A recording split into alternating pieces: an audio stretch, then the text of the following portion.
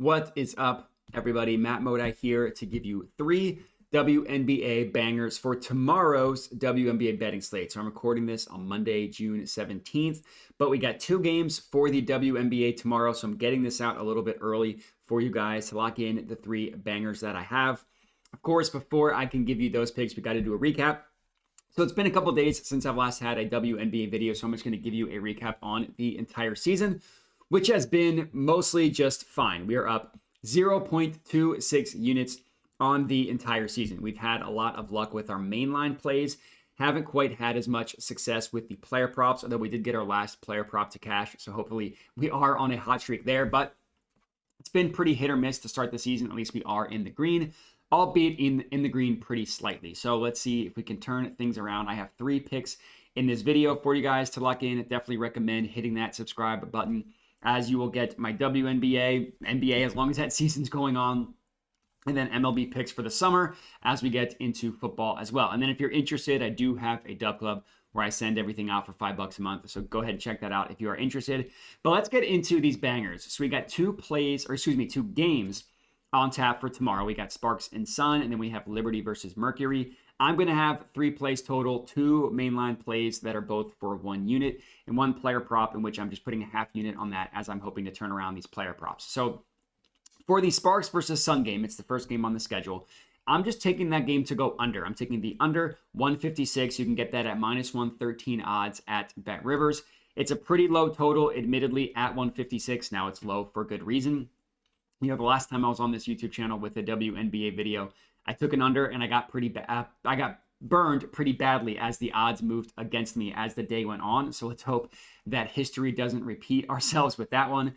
But as of this moment in time, we are getting a pretty good price on BetRivers. Every other book that I have access to, that I look at odds for, priced this total below the 156 number that we got it at. So at this current moment in time, and I did make sure that all of these odds are still available before I hit record, we're getting a pretty good price on this 156, and all we can do is work with the information that we have at hand. Now, the projections source that I look at, they have this total priced. It should be priced around 151. So if those are accurate at all, we are getting a nice bit of discount in value on this under, and I'm guessing that the under will end up closing below the number that we got it at. In terms of the matchup itself, there are a couple reasons why I like the under, and really it all starts with the Suns defense, how slow the Sun play. I know Suns sound confusing, but it's the Sun and how good their defense is, how slow they play. And I don't think that the Sparks offense is really going to be able to do anything. And the Sun offense isn't really anything to write home about either. But we'll go ahead and stick with the Sun defense versus the Sparks offense, because that is the main reason why I like this under. You could also go team total on the Sparks to go under as well, but that's priced super low. And I think the Sun team total is priced a little bit high, so I just went with the full game under so we don't have to worry about any shenanigans or anything like that. So looking at the last 10 games, which is generally the sample size that I like to look at for both the NBA and the WNBA, the Sun have the best defensive net rating in the entire NBA. They allow the fewest points per game in the entire WNBA as well, and actually by a pretty massive margin. So again, over the last 10 games, they're allowing 68.8 points per game, which is really, really low. And the next closest team is 6 full points above them at 74.2 points per game. So the defense has been phenomenal over the last 10 games. And unsurprisingly, they're allowing the lowest effective field goal percentage as well in the entire WNBA. Not only are they an awesome defense, like just looking at raw stats, but they also play at the slowest pace in the WNBA as well. And again, they play at the slowest pace by a pretty massive margin. Like if you look at WNBA.com, you go to their advanced stats, the Sun pace is at 91.67. The next closest team is at 94.5. And that gap, that like 3 gap between them and the next slowest team, that's essentially the same gap between the second slowest team and like the second fastest team. So it's a massive gap between them and the team that runs at the second slowest pace. So you put all that together, that is not a team that is going to give up a lot of points. And then you look at the Sparks offense. I mean, they're not a good offense overall. They haven't been a good offense over the last 10 games. They have the 3rd worst effective field goal percentage in the entire WNBA over the last 10 games.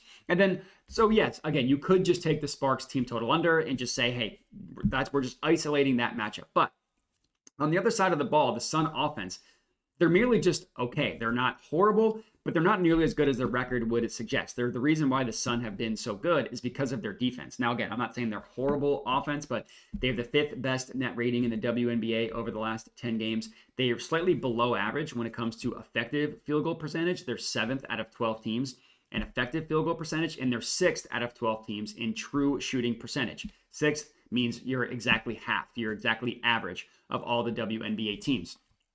So that's kind of why I think that the Sun team total is a little bit too high. Now, I'm not saying that the Sparks defense is any good, but they're also closer to average than they are below average, right? Over the last 10 games, they have like the 5th worst defensive net rating. They're 6th in terms of opponent effective field goal percentage. Sorry, that's a little bit of a mouthful, which is, again, they're exactly half in terms of WNBA, in terms of opponent effective field goal percentage. So 156 is a low total. It's a low total for good reason. I still think that this play goes under.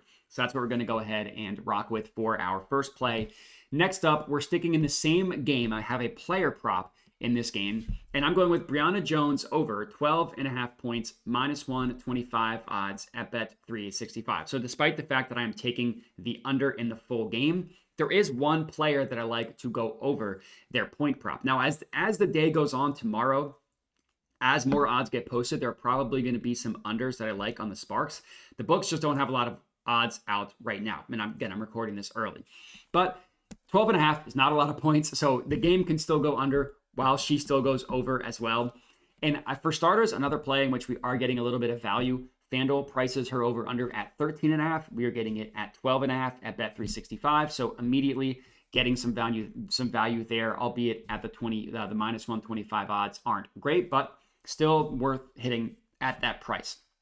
Now, looking at Jones, she had a slow start to the year. She went under this in the first 3 games of the year, actually scored single digits in all three of those games as well. Since then, she's been really, really good. She's cashed it in 7 of her last 10 games. And in 2 of the games that she missed, she was just 1 bucket away. She had 11 points and 12 points in 2 of the games that she missed, showing you that the floor is there as well. So she's either going over, scoring 13 or more points, or she's getting close. She's just a very, very consistent scorer because she's able to score in the paint, and she's specifically able to score via post-ups. And that is why I am targeting her against the Sparks. It's because of that matchup.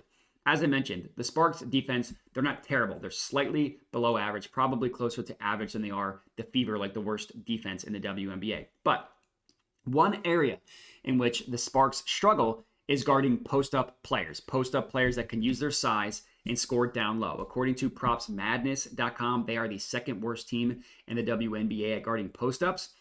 And as I'm sure you could guess, that just so happens to be how Jones scores the majority of her points. She averages the most points on the Sun in the restricted area, and it's all because of her ability to score in the post and to score in the paint. Now, these 2 teams, they haven't played this year, so we don't really have, we don't have any data to go off of for this year specifically, but if you will allow me to go back to just the last couple times that these 2 teams played, she went over this total in the last 3 games that she played against the Sparks. Brianna Jones went over 3 straight games against the Sparks. This dates back to 2 years ago, but 14, 16, and 17 points in those 3 games. I think she goes over once again today in the first matchup against these 2 teams. That's our only player prop of the day. And again, I'm putting a half unit on that, as you can see designated here on the graphic. And then our last play of the video, I'm taking the Liberty -5.5. You can get this at -113 odds, -113 odds at Bet Rivers. So for our second main line 1 unit play of the night, going with the Liberty to cover the spread here. This is another situation where at this current moment in time, we are getting a really good price. Legitimately, every single book that I look at that has odds for this play currently is pricing it at -6 or -6.5. So by the time you watch this, the -5.5 might be gone. If so, just take the -6. That's probably the farthest I would go. I wouldn't take it above -6, but I still would put a unit on the -6. But my guess is that as money comes in, this spread is going to close at probably 6.5. That's my guess, is that the spread closes at 6.5, meaning we would get some pretty solid closing line value. My projections have this at about a 6.5 point spread as well. So I think that 6.5 number does make sense. Now, in terms of the matchup, the Liberty have just been on fire recently. They had a skid about 8 games ago where they lost 2 straight. So if you look at their last 10 games, they're 8-2. They lost game 9 and 10 ago, if that makes sense.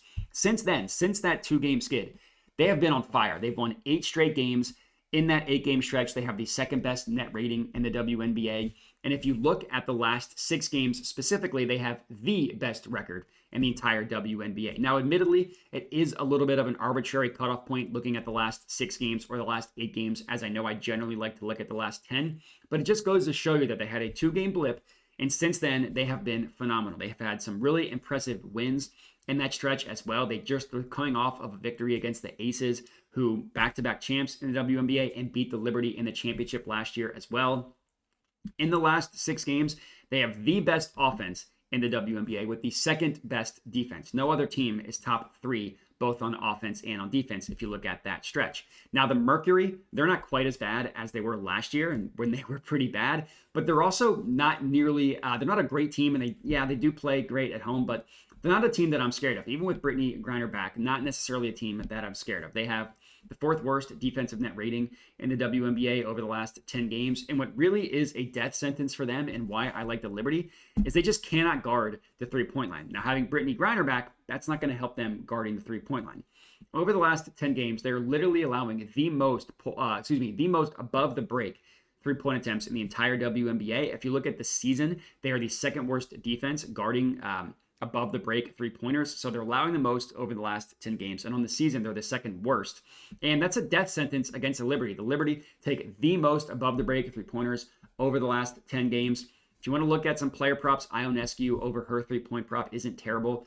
It's priced at 2.5 and it's juiced towards the over. So it's not quite a great value play. But if you just look at the prop itself and don't look at the odds, that's a good play. Brianna Stewart, Jonquel Jones are also not bad plays to get up some 3-point attempts as well. But I'm just going to stick with the mainline Liberty covering the spread as our 3rd and final pick for the video. And that is all we got. Appreciate everybody for watching. Again, make sure to like, comment, subscribe, all that good stuff, and have a good one.